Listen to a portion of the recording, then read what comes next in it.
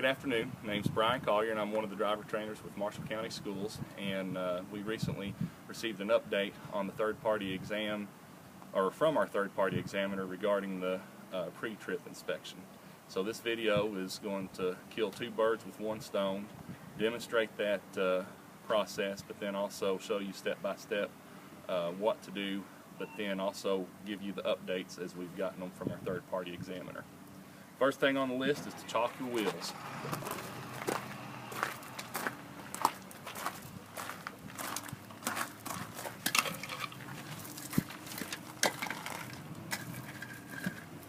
Once you've chalked your wheels, we'll continue around back to the front of the bus. We'll get up to the front of the bus and square with the bus. Once you're squared in here, you want to approach the bus and check the posture. If it's leaning, this could indicate a flat tire, broken spring, or some type of suspension problem. Looking underneath the bus, you want to look for leaks, any wires or hoses hanging, or broken pieces with the suspension or the frame of the bus. With these leaks, you'd be looking for a red or green could indicate coolant, brown or black could indicate oil, and reddish to orange could indicate brake, power steering, transmission fluid. Standing up, you'd want to start at the top and work your way down. You can group all your lights together. By that I mean the clearance lights that need to be amber to the front and midship and red in the rear. You have two on each side, or one on each side, and then three at the middle, and then you have your loading lights, your big reds and your ambers.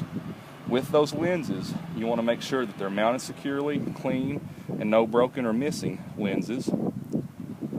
Then working your way down, you see the windshield. You want to make sure that it is secure, no breaks, cracks, clean, and no stickers. And as you approach the bus, you want to check your electrical hookup. Open that flap to make sure that it opens and closes freely and that your prongs are attached and in place. Check your crossing gate if your bus is equipped with one. From where the bus isn't on, it doesn't pull itself back in, but you're looking to check that it pulls out and closes back in freely. It's mounted securely. The wiring isn't frayed or loose, and if it's air operated, you'd want to check for the boot, which this one is electric operated. You want to check the radiator and the grill, make sure it's attached, and then what you can see of the radiator, no leaks, secure, and there's no obstructions. You want to check your left side headlight and mounted turn signal and your crossover mirror, making sure that each of these are mounted securely, clean, and not broken. With your turn signal, you want amber in the front and red in the rear, and make sure that the mirror is also secure, clean, not broken, and adjusted properly for you.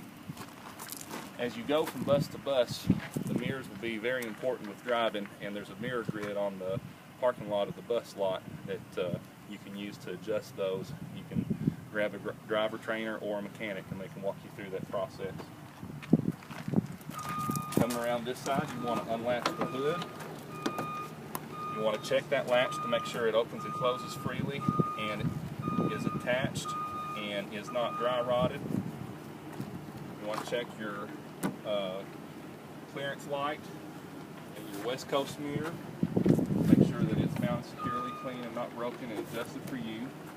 The clearance light above the mirror is mounted securely, not broken, amber to the front and red to the rear. And then the left side of your windshield, reach up and touch it. Another phrase that you'll use often will be, well, if you can operate off this phrase, it would be see it, touch it, say it, and that, you know, every piece of the bus you want to get to know well. You're going to check the windshield and the gaskets around and the seals around the windshield for dry rot and damage. If I could reach up there to the windshield wiper blade, I would check that it's making good contact with the windshield and that the wiper blade, there's no dry rot, and it has good tension against the windshield, and that the hose, windshield wiper or windshield fluid hose, is attached and there's no cracks or broken or frayed pieces, and that it's attached and secure. Coming around, you want to go around to the right side of the bus, and you're going to check everything on it. Same way you did the other. With your headlight, make sure that it's mounted secure, clean and not broken. Your left side turn signal, make sure that it's amber to the front and red to the rear, and it's attached secure and the lens is not broken. And the crossover mirror, you want to check that it's attached, secure, and not damaged in any way and adjusted for you. Coming to this side, you want to check the hood latch, that it opens and closes freely and attaches securely, but then also isn't dry rotted. After unlatching it, you want to raise the hood and then come back around to this side. And as you inspect, you'll be looking for shiny spots or loose or bare wires, and or the shiny spots around the bolts, I should say. This may indicate that they have loosened and backed off. You want to check your wiring harnesses and your hoses to make sure they're broken, not broken, loose or bare wires. And then you also want to check your hoses to make sure there's no dry rot or no splits, cuts, leaks, or loose connections. And you'll be generally scanning and checking all these hoses. After that, you want to work your way down. Be systematic with it, just like you were with outside the bus. It's best to go from the top to bottom in the engine compartment. Check the air compressor. On this bus, it's located here, sort of middle of the engine. You want to make sure that it's securely mounted, and then state whether it's belt or gear driven. And it is belt driven, and you can see the belt and the pulley system right in here. You'd want to state that it is belt driven, there's no leaks to and from it, and you want to reach in and check the belt for at least no more than 3/4 inch play. The governor is this little piece back here on the back side. It's mounted securely. This regulates the air system by kicking the air compressor off and on. Shuts the air compressor off at about 120 psi. You'd want to check the motor oil by removing the dipstick, wiping it clean, reinserting, pulling out, and then checking it. You want to make sure that it is in the good operating range above the add mark. Reinserting it, you'd want to undo the transmission fluid. It's best to check this with the engine running in neutral, but for safety we're not going to do that. You want to remove, just like you did the oil, you'd wipe it off, reinsert it, and then look to make sure that it's in the operating range, and if needed, add above the add mark. Transmission fluid is just checked. The power steering fluid is up here in this reservoir. You'd want to remove it. It has a cold and a hot side, and you'd want to make sure if you wipe it off and reinsert it that it's in the operating range and doesn't need to have any added. The coolant on this bus is on the other side, so you won't be able to check it till you get over there. But you have the sight glass that you would check, and I'll talk about that over there. Continuing on this side of the bus, you'd want to check the frame, no welds, excess rust, cracks, or twists, and check the cross members also that you can see towards the back. Here's the steering column. It's securely mounted, knuckles not damaged.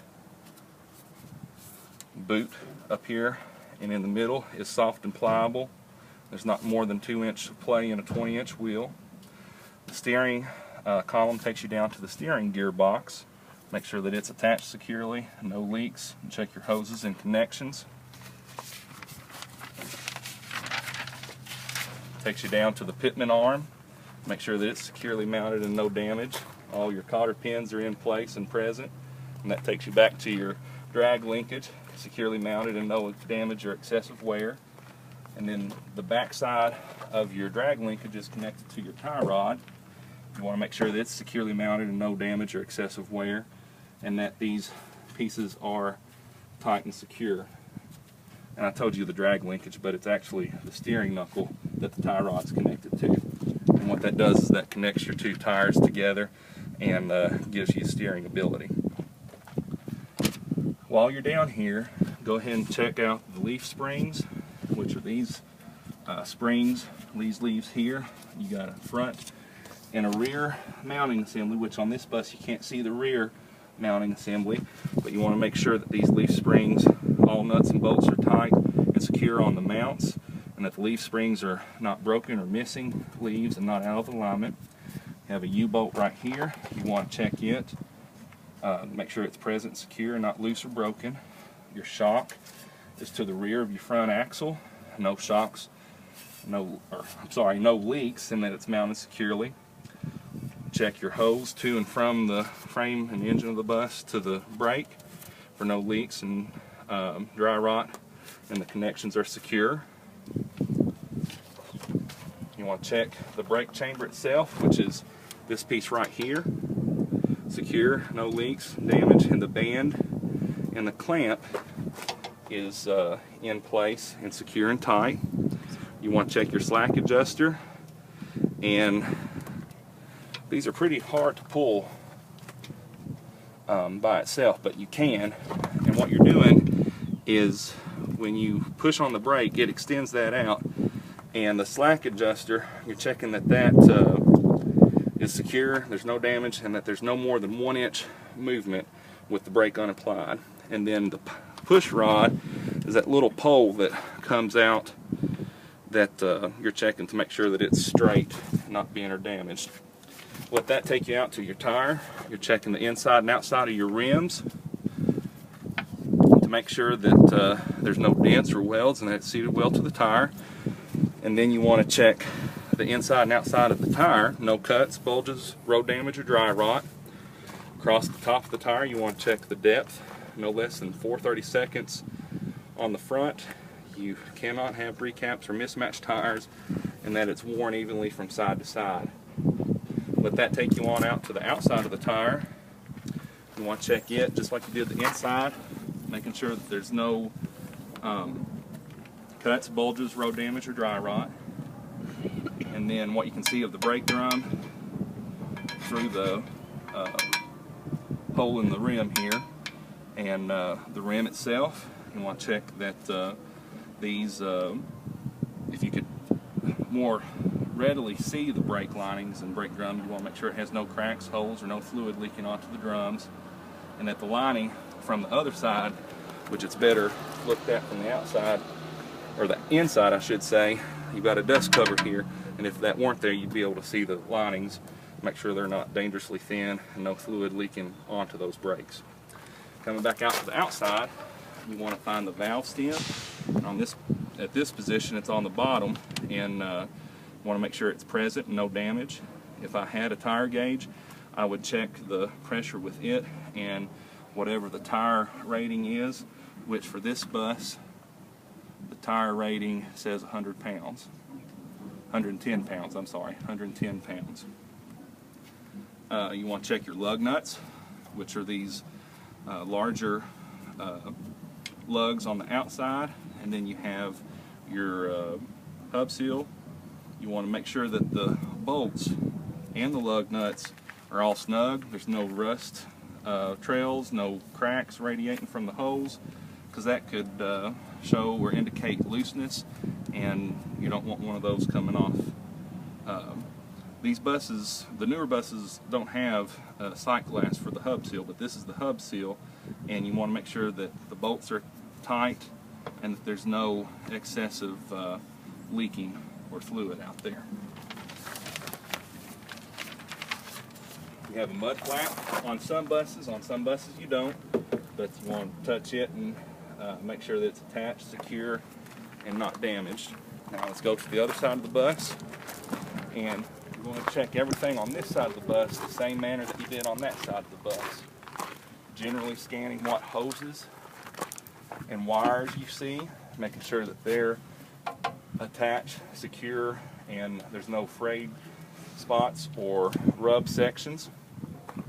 You want to check the alternator, which on this bus is right here, and it is belt driven. You'll want to state that, and it's hard to get to the belt here, so on this model it would be better to check from that side, which we already did when we checked the